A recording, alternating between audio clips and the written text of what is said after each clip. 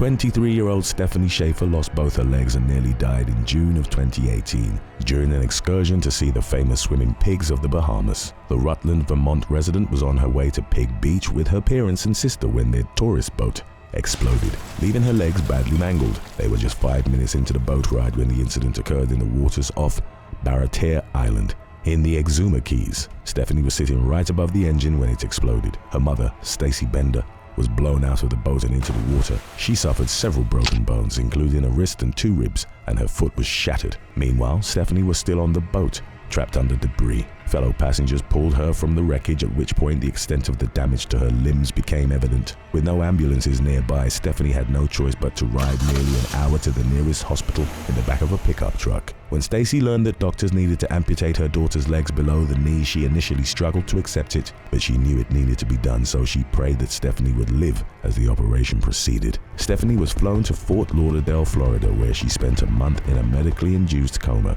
In addition to the damage to her legs, she suffered 16 broken bones, including her arms, ribs, wrists, and back. Doctors estimated her chance of survival at around 50%, and she pulled through, much to her family's relief. When she woke up in Florida, she didn't remember traveling to the Bahamas. After spending 2 months in the hospital, Stefanie was transferred to a rehab facility in Massachusetts, where the hardest part of her recovery began. She made tremendous progress with adjusting to the use of prosthetic legs, and in 2019, roughly a year after the accident, she posed for photos in a bikini, showing that she has come to terms with her new appearance.